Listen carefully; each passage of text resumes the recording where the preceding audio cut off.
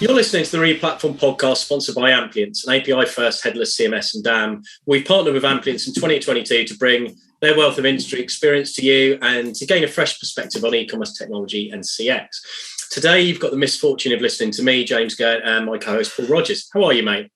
Good. Yeah, better start to this one. How are you doing? Yeah, for the benefit of our listeners, we had to edit out the bit where Paul was on mute doing his introduction. So it's a good start to the episode. Yeah, we're all good. So welcome back to our regular listeners. Thanks as always for joining us. And a warm welcome to if you're listening for the first time. We hope you won't be disappointed. Do subscribe to get episode alerts. We release a new episode every week. And we'd love a like on YouTube, Spotify, Apple, etc. to satisfy our fragile egos.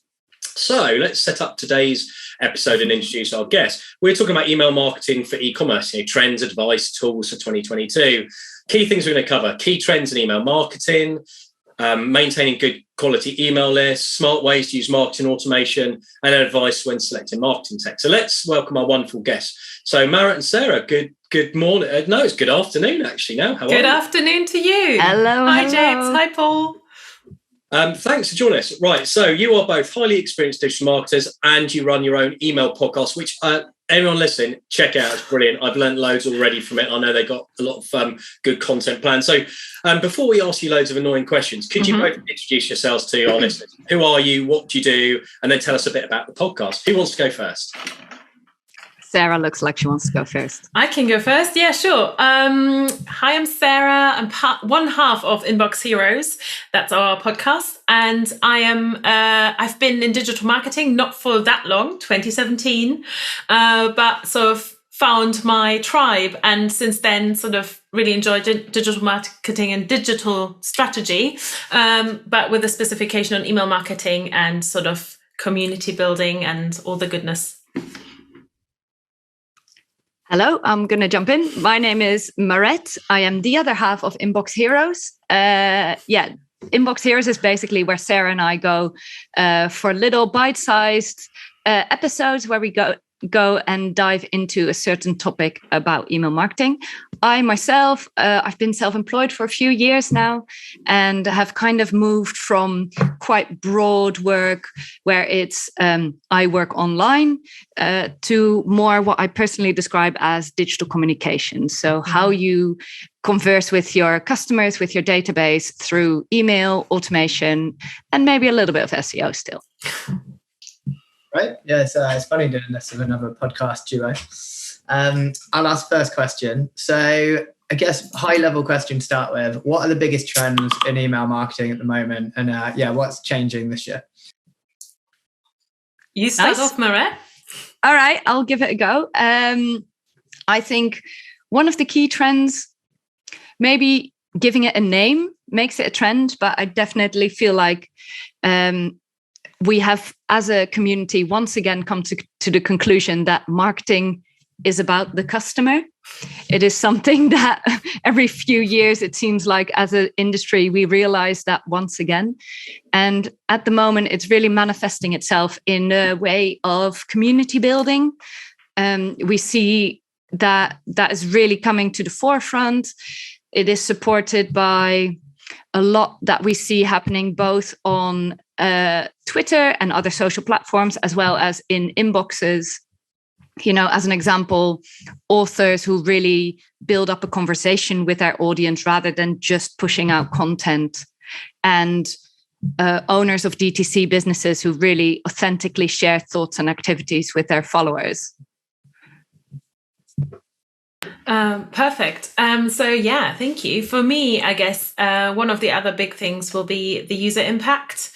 So there's a few things that impact users beyond anything. And one of them is actually one of my pet peeves, which is not what this question is about, but I'm going to shoehorn it in.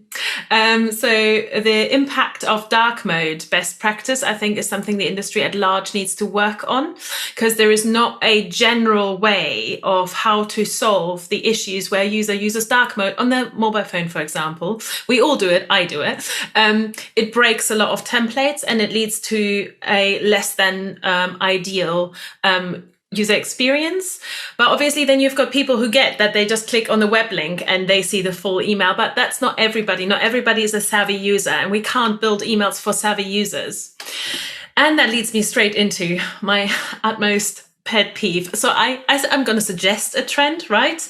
I'm going to suggest as a trend for this year, kill off image-only emails. Just kill them off. Stop it.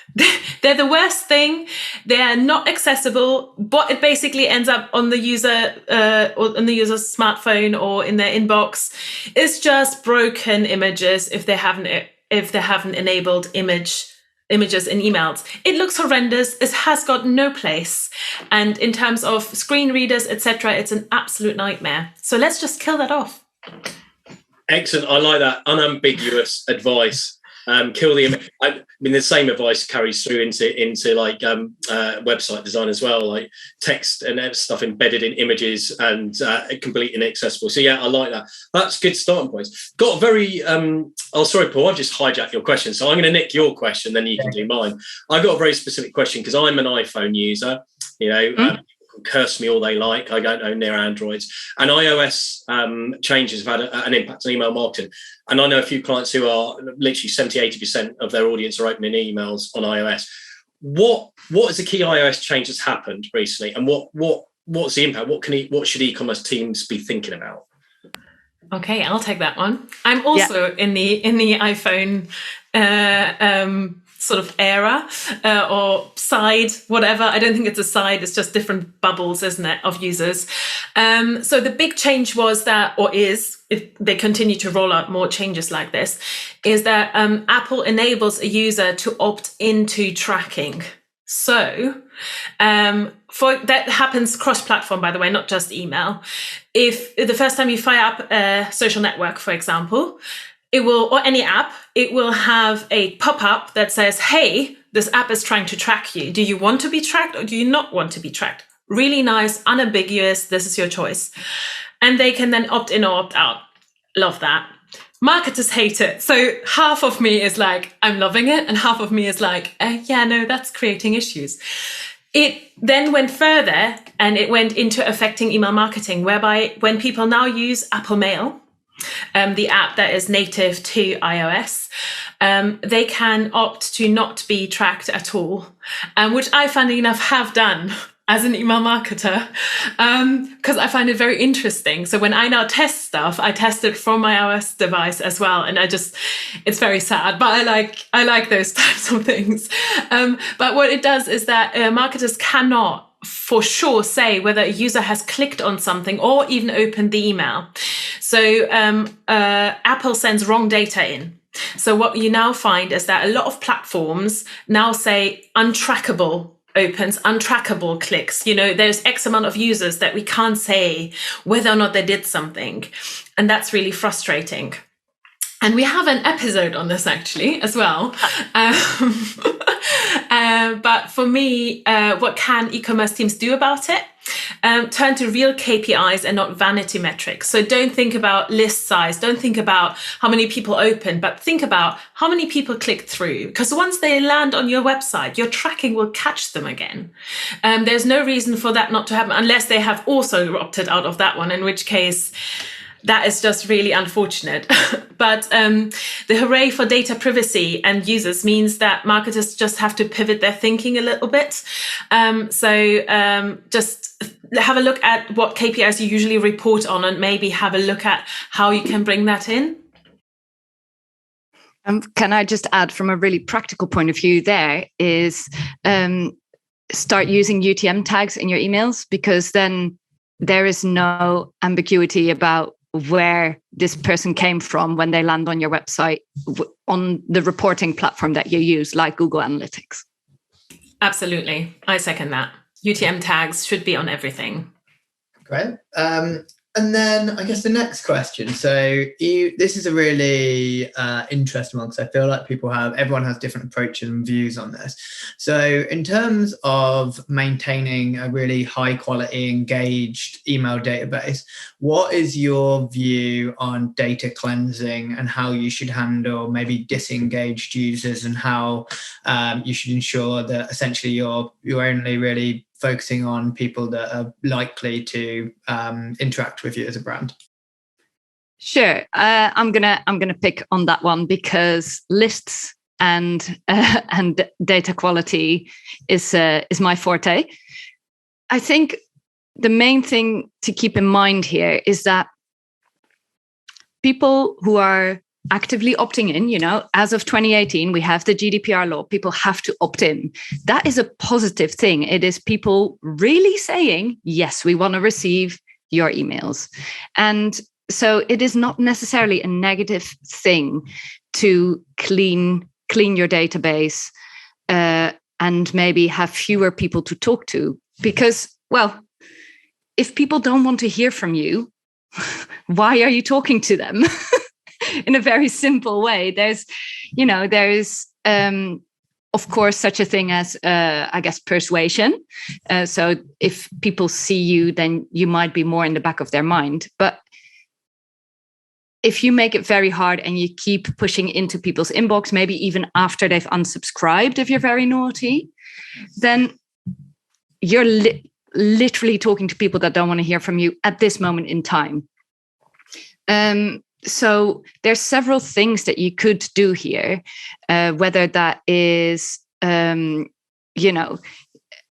making sure that you have a clear welcome flow to set expectations as to what people can expect when they subscribe to you. Actually, great preference centers, like we've spoken about before, giving people options to receive either at a frequency that's interesting to them or about topics that are interesting to them, all gives essentially the power to your user, to your potential buyer, to keep talking and keep listening to you, but in a way that suits them. Now, there's loads of other things that you can implement to sort of really maintain that engagement, whether that is making sure that you have a post-purchase workflow, that you have re-engagement offers for people who haven't purchased or haven't engaged with your emails for a while. There's lots of things that you can do. One of my big things is not just to use Black Friday as an excuse to send an email. It's about constant communication and not just, oh my goodness, it's Black Friday next week. There needs to be an email campaign going out. You are not going to reach the KPIs you want to reach if you're only, using it once or twice a year. Email is not a one-off. And I think that's that's basically what Marat said in much better detail. But don't just rely on big events to send emails, but sort of really harness that community and that audience that you have already got and captured. So I have a sub question. So you just mentioned, and this is based on what you just said around frequency, and I feel like our average client at the moment, one is like increasing the amount of triggered campaigns they've got. Post-purchase, there's a lot more stuff happening. There's like encouragements to refer a friend. There's encouragements to create an account so that someone can be part of a loyalty program, etc., etc. You've got this activity. You've then got continued automation, and you've got broadcast activity. What do you think like a good frequency looks like nowadays? Because I personally purchased from a client the other day and just felt it was really like invasive, the amount of emails that I got. And it was too much. I was already on the email newsletter, so there's every chance I could get 10 emails in 30 weeks. So what does like a good level look like? Can I? Or are you gonna? You go ahead. It depends on your audience. I knew she would say that. Yeah, you have to have the "it depends" klaxon in an e-commerce episode. Absolutely right. It does depend. I'm working with a client at the moment who have seen a massive drop off in subscribers on their newsletter, and they are doing an industry newsletter for their industry, and they are sending out. I think a year ago they were sending out a newsletter, so not like a small bite size, like a proper newsletter with lots of links to click and so on. They used to, about a year ago, do that daily, I know. And they have now reduced it to 3 times a week. I'm trying to encourage them to give subscribers frequency options and to actually alert them to it. What you're seeing more and more happening is things like in the footer, people just being really open and saying, if you don't want to hear from me as much, or if you don't want to hear from me with regards to this topic, click here so that you can tell us what you want to hear about. Some people really enjoy it. Some people love, especially in the time of, DTC, direct to consumer. We have more and more digitally native businesses who build their brand, who build their business on personality, on having a conversation. It is something that some people enjoy. I don't know, I don't have research to back this up. It might be, for example, digitally native younger people. I sound so old just saying that out loud, who, enjoy having that whole experience and feeling really involved and making sure that when they have purchased, they get several emails before they receive the item, for example. But there needs to be a way in which people can opt out of those if they are not interested. That makes sense. Yeah, I think it's, sorry, Sarah, were you going to add to that? I was just going to say, make sure that you, all of the different triggers you have are actually mapped in the user story. Because as you just described, as a newsletter recipient, there should actually be some stuff that exempts you from stuff. I think people are really quick to include people in emails, but email sending platforms also have the option to exempt people based on behavior. So let's make use of that. Great. And then one of my favorite questions next, and I think this is a really interesting one because, again, everyone has different views and it's a really valuable thing to try and optimize. And I think dependent on what level of legal influence and everything else you talk to, it, the response will differ. But what is your view on legitimate interest? So I would say we have some clients that essentially, and this is with a focus on the checkout. So we have some clients that have an unticked opt-in box. They probably average 30% subscription rate. We've got them clients that do pre-ticked, which I believe is kind of the better route, which is grey. You've then got some clients that do opt-out, which is questionable. And again, that's another one which is interesting. And then we have some clients that opt everyone in and claim legitimate interest, and they're quite happy taking a risk. What is your view on optimal versus... Sarah and I actually had quite an extensive chat about this week, but I'm gonna, Sarah, you go for it. I can see you. I have to say you need to be completely transparent. Gray areas are fine, but they're not going to give you results, because once again, you're going to flood your email list with thousands of contacts that don't really want to hear from you. So it's great if you can go to your manager and say, we have got 10,000 subscribers. That doesn't actually tell you anything. It's, again, vanity metrics. And from the user, we talked earlier about how Apple is ensuring that users get a choice. And I think that is something that all platforms should really take seriously, because people are being flooded. And if you're spending money on people who don't want to hear from you, that affects your ROI and surely makes no sense. And there are naughty ones out there that just subscribe you to stuff, or you can't complete purchase without agreeing to marketing preferences. And every time that happens, I maybe buy once from them because I need something. But you can be sure as hell that I am unsubscribing as soon as an email hits, and I'm never buying from them again. Is that a risk worth taking? I do think it's a really interesting one, because I've literally had clients on both sides of the fence. Some of the biggest brands in the world opt everyone in, including just UK brands. And I've got a client in particular that has done quite a lot of analysis around this, and they really benefit financially from opting everyone in. But I do completely see your point as well. And obviously it's probably not good practice, or it isn't good practice, I guess. But yeah, I think it is a balance between revenue and user experience. And it's easy for us to say, right? We love email. We're interested, we talk about it, we pay attention to it. But I think in the longer term, although I appreciate what you're saying, and I have seen this before with other clients where I have tried to tell them, you should segment your audiences if you're going to send a very specific email about a very specific category of products that you sell. And they say, yeah, but if I send it to everyone in my database, my revenue for that email will be higher, which is true. But also the number of unsubscribes is higher. And overall, even people that don't unsubscribe, you do get a thing like email fatigue. And what you will get is people seeing your emails and going, oh, them again.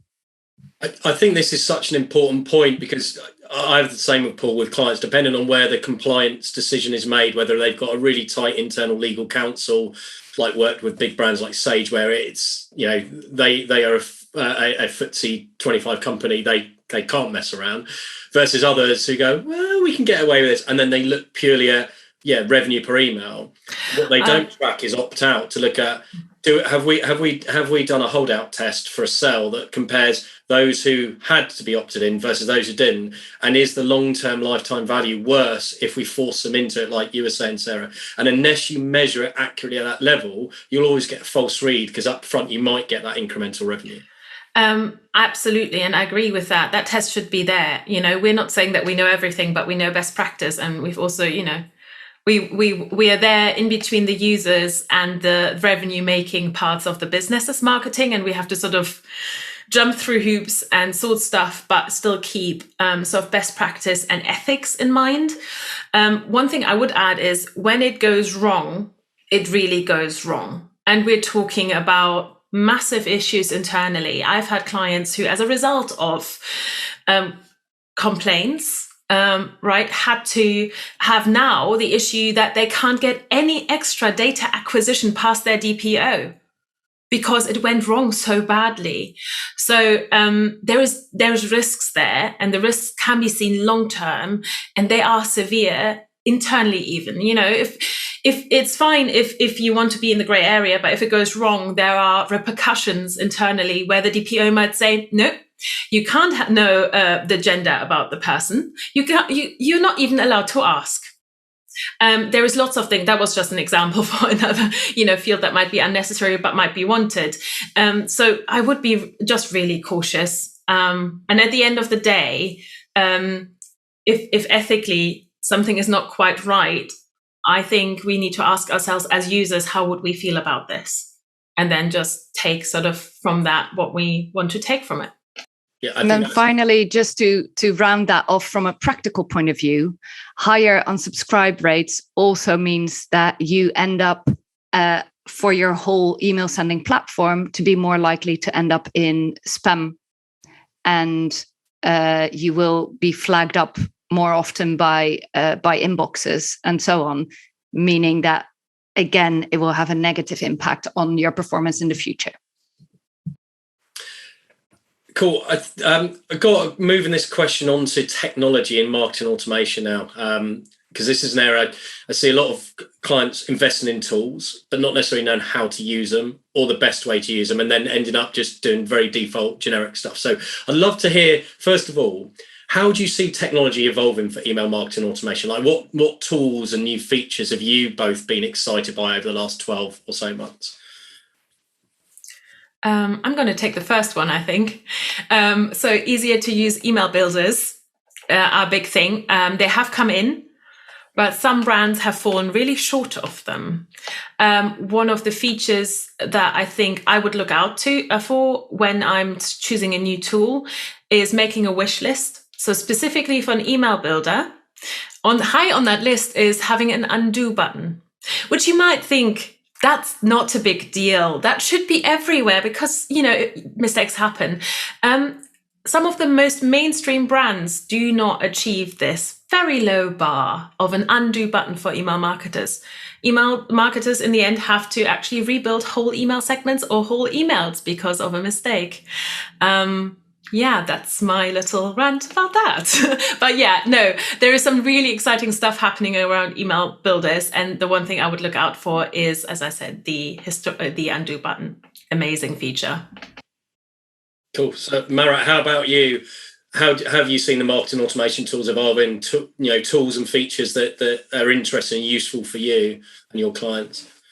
Yeah, so it's quite similar really to what Sarah said, but it's becoming, so much easier. It's becoming so much easier to get started.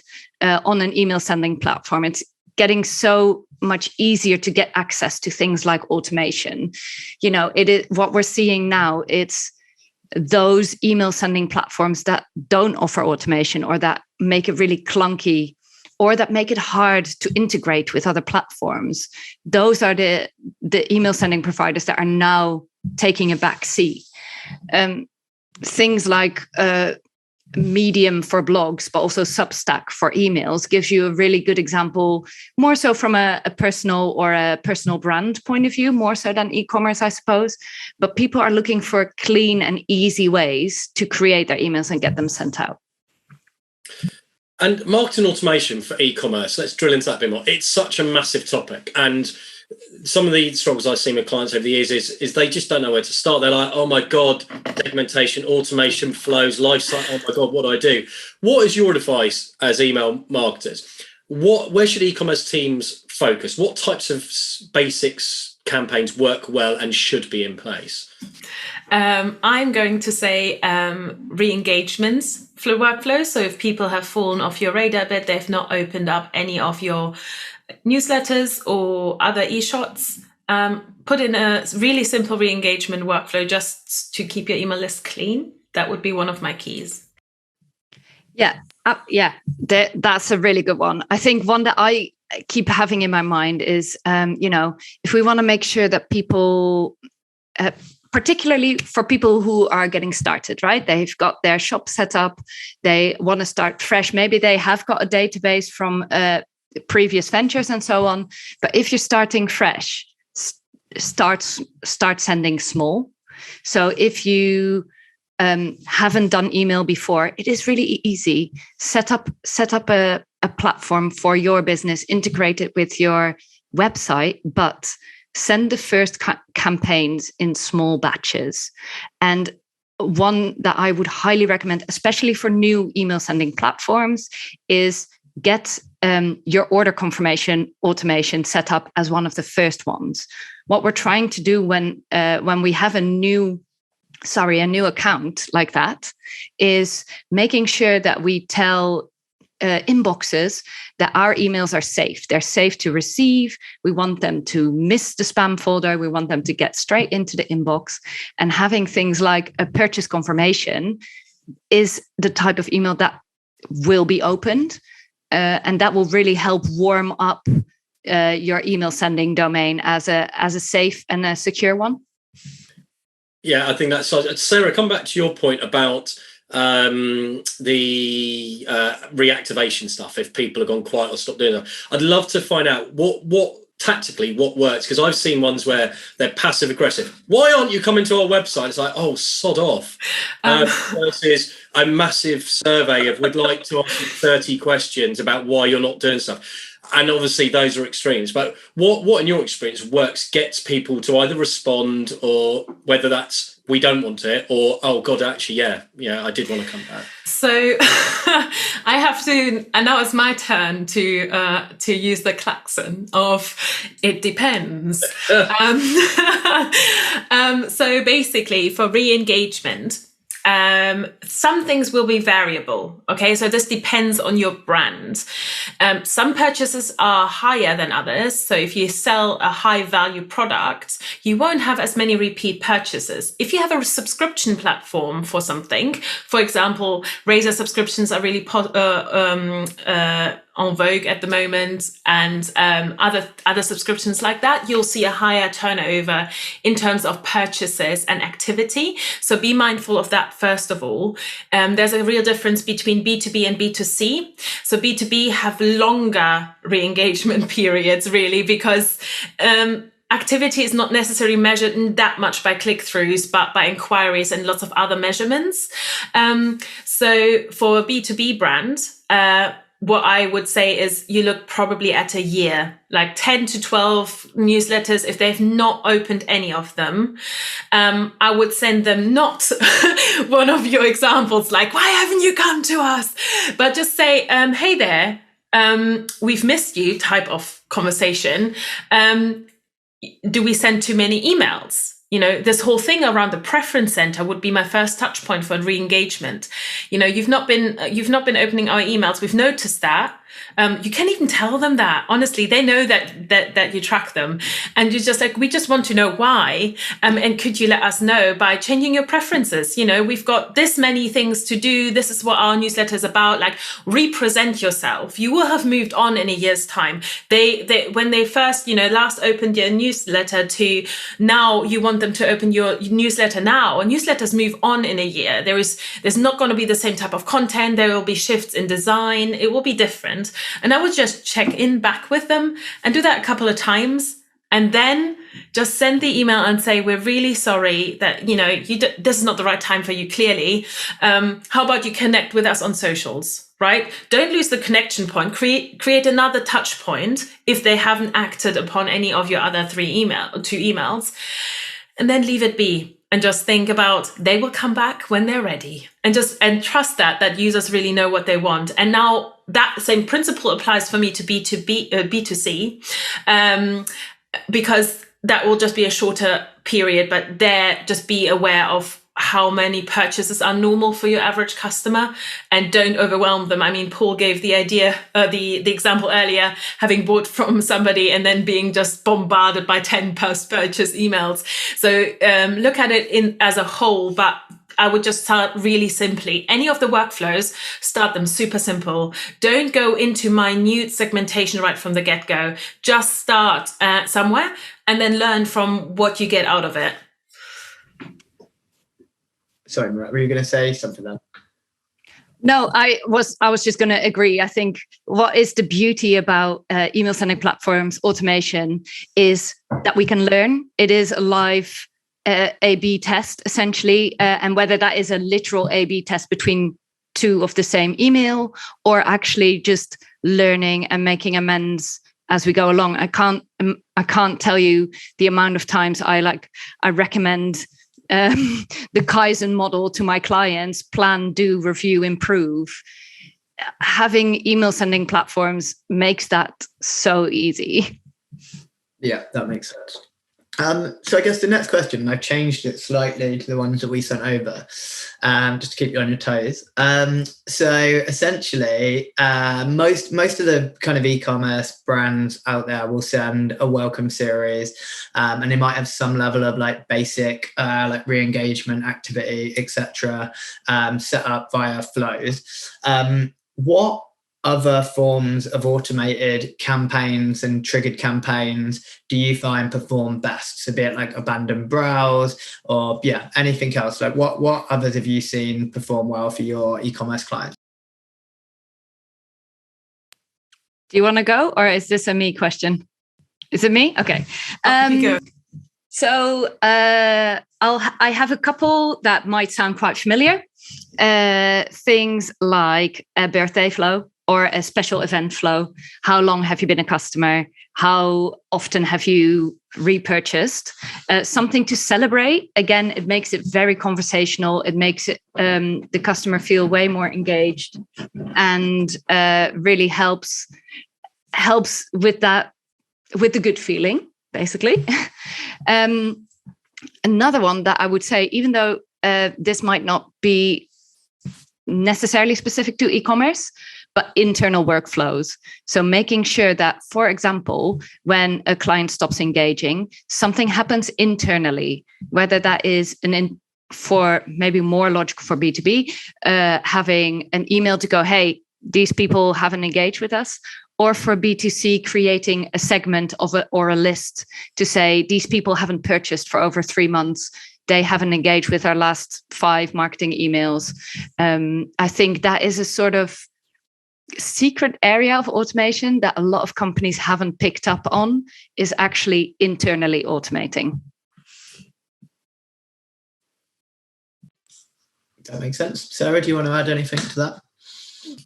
I agree with everything Murat said, especially in terms of the internal email automations. I think there can be a lot of smart things be done with that to help out business at large. I think email automation can help internally as well as externally.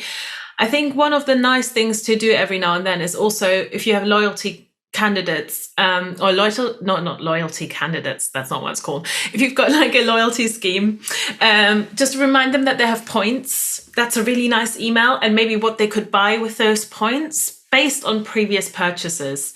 So working on dynamic content in emails and using that to segment actually within one email several sort of your customer groups is a really smart way of working, and that actually entices people to buy. If you would probably give me one of those for something and you would tell me to buy men's aftershave, I have never bought men's aftershave. I'm unlikely to purchase it. So please don't put it into an email to me. So just make sure that those sort of suggestions are, well thought out and feel really personal to the customer, and that will entice more buys. So that's a really easy win. A trigger based on their loyalty points threshold, and let it trigger, and just add in the newest offers, and just let that go off in the wild and see what comes back. That makes sense. Another question that's slightly off piste, but I think it's a really important one. So every email platform I speak to at the moment is completely obsessed with SMS marketing. And in the US, it's a really important marketing channel for a lot of businesses, and it's gradually getting bigger here. Where does that fit into the mix for the average e-commerce business that you work with? That is really interesting. This is something that I've really noticed. It is something that is jumped over from the US, and it is something that we've seen grow bigger and bigger in the US certainly over the last couple of years. I don't think it's that big in the UK yet, but I have seen campaigns of my clients, which I have to be honest, I didn't run myself, but I have seen the results of those campaigns. And again, I think it depends on your audience. I think in the US, people are very open to getting texts. I feel like in the UK and in Europe, it is so much more common to have WhatsApp, have Signal, have other messaging sending platforms, that actually getting a text is like, well, are you the government or are you my bank? So it isn't, I am not seeing it as very common practice in the UK yet, but I'm really interested in seeing how it is going to grow. Have you received any, Paul or James? I've received the only one. So I get them Domino's, which I try to not interact with too often. The big one that I've actually, to be fair, so the only time I've ever used it has been when I've been offered a discount or this big promotion. So Patch was one that I used. But we've got some clients where they're making loads of money. So the Bottle Club is one, Fairfax and Favour, it's a big channel for. I've been really surprised by it, and it came out of nowhere. And I remember when I spoke to so many ESP companies, and maybe 18 months ago, they were like, SMS going to take over. I didn't believe any of it, but I've actually been really surprised at how big a channel our average client is probably more of a premium brand. They don't want to touch it. They don't want to go anywhere near it. But I've got a few where it's actually, and I think in most cases, it's been amplifying a sale or a promotion. Agree. Quite a good channel. And I think it's probably just that it's more cluttered, less cluttered, I guess. Definitely. Yeah. There's not as much happening. But it's interesting what you said, because I would definitely see it as an additional channel. It's something that Sarah and I talk about a lot. Like, we think email marketing is great. We know that it has a massive ROI of like $46, $47 to the dollar spent, but it's not the only channel. Channels should work together in a way that works for your audience. I've been sort of keeping an eye on SMS marketing, but the main thing that I find really interesting is that I work with a few e-commerce specific email sending platforms, which also include SMS, but it does seem like for example, Klaviyo, I don't know if I can name names, but they are fantastic for e-commerce email marketing, because they do a lot with behavior metrics and so on. But at the moment, from what I can see, it is actually the separate SMS sending platforms that are performing and offering way better automation and options than email sending platforms who are also offering SMS. I think most of our clients tend to use Attentive or PostScript, and I think a lot of them start off with the ones that like Yotpo have SMS Bump, Klaviyo. I don't know how they did theirs, whether they bought or white labeled or whatever, but I think a lot of people start there and then end up maybe progressing into some of the other ones. Mm-hmm. Absolutely. I was just looking, I wasn't ignoring you guys. I was looking on my phone. The last few SMS sort of marketing pushes I got were actually for Black Friday. And I haven't heard from those brands since. So I think there needs to be some learning there as well. Yeah, I think what you said, Marat, resonates with people I've seen use it well. There are things like subscriptions where it's hey, don't forget your latest subscriptions coming tomorrow, Friday, Monday. It's a really nice way to reinforce a transactional thing. And it can be used tactically as well as, hey, your subscription holidays ending next week. Don't forget. I've not seen very many good marketing. I've seen premium brands use WhatsApp really nicely for VIP audience messaging and comms. But interesting. Question now on, we've talked about technology platforms and you mentioned some of the features you liked earlier. I'd love to hear from both of you. When an e-commerce team is selecting an email marketing platform, what do they need to look out for? What are the common things where you see people missing details and picking platforms that aren't maybe fit for purpose? Like, any advice for people on that? How do they pick? There's so many technology vendors out there these days. Put your money where your mouth is. That is what I'm going to give that's so awful. Can you imagine if you're like a new business? But it is true. It is an investment that you're making, and that investment can go really wrong if you invest in the wrong platform. I'll be nice and not name names, but there's definitely email sending platforms that are not that expensive to use and get involved with, that are awful to work with from an e-commerce point of view. They're clunky with the different, e-commerce CMSs. The way that you can make changes to them are clunky. And I think before deciding as a business, you need to make sure what is important to you. Yeah. Because it doesn't mean that the most expensive option is the right option for you. Not at all. But if you find it really important to understand how long someone has had something in their basket and they've left the website without purchasing, and you want to be able to follow up on that, then you need to have a platform which can do that. Yeah. And I'm gonna speak for the marketers there. I think more and more marketers are under more and more pressure to achieve and deliver for separate teams in a bigger business, and they might just be a smaller team, 2 people maybe. Not every brand can afford 15 people in a marketing team. We're talking about automation and other sort of extras or bonus things that people sometimes see, that they can actually be essential for a marketer to be able to do their job really quick, well, and succinct.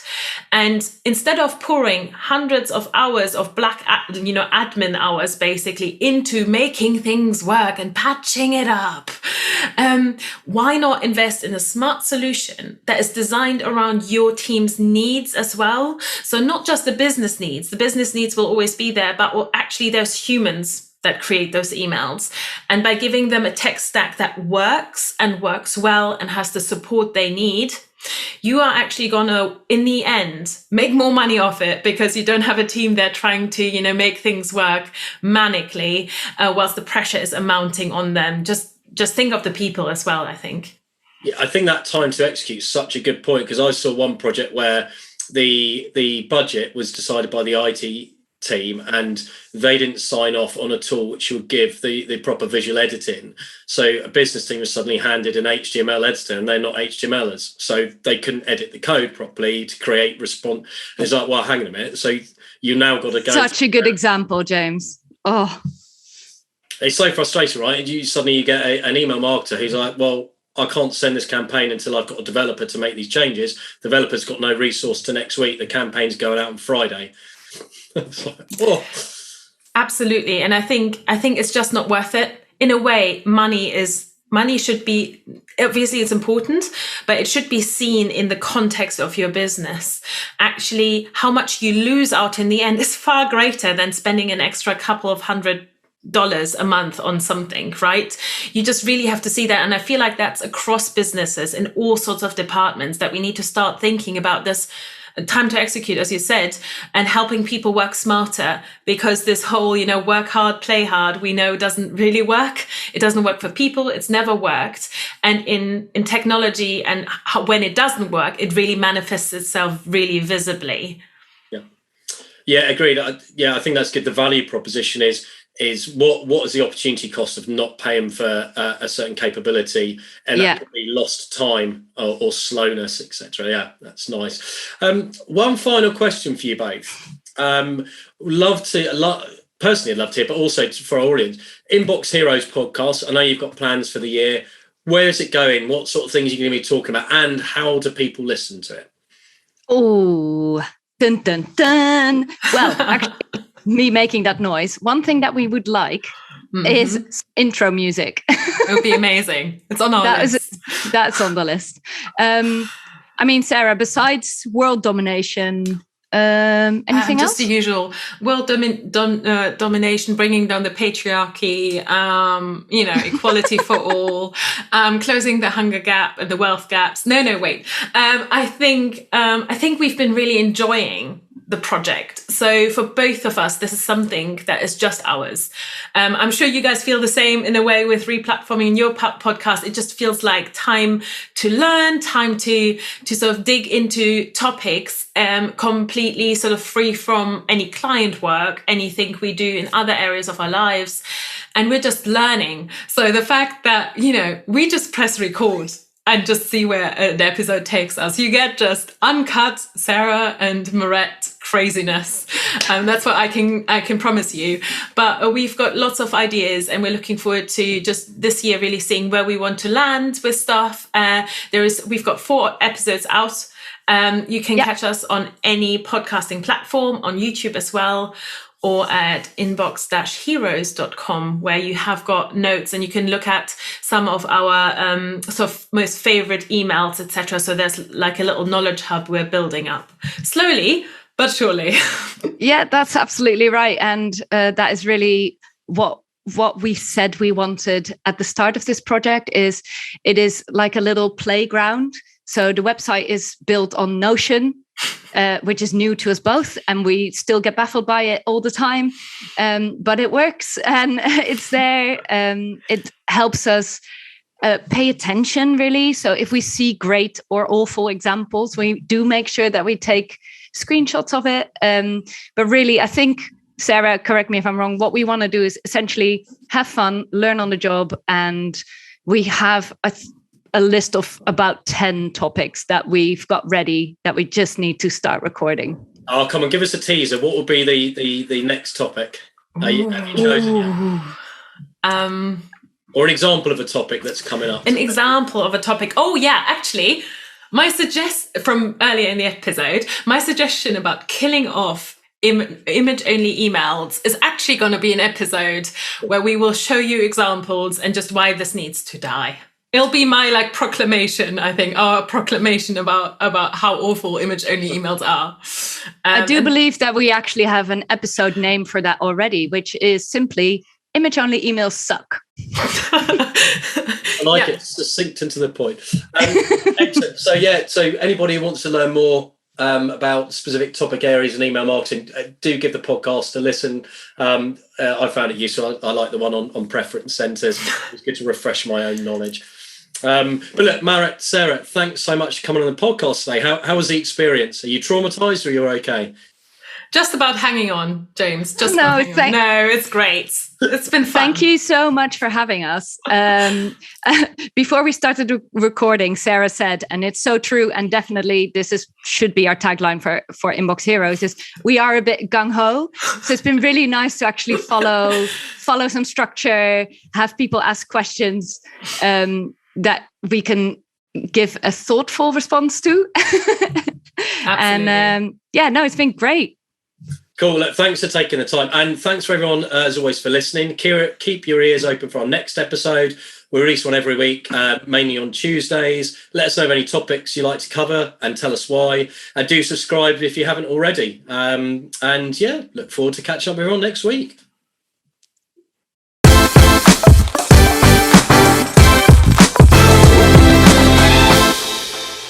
For more information on this topic, head over to replatform.fm for our audio podcasts. To discuss a project, or if you'd like to chat about any of the topics covered in this episode in more detail, please reach out to myself, James Gurd, or my co-host Paul Rogers via LinkedIn and Twitter. Thanks again for listening, and keep your ears peeled for the next episode.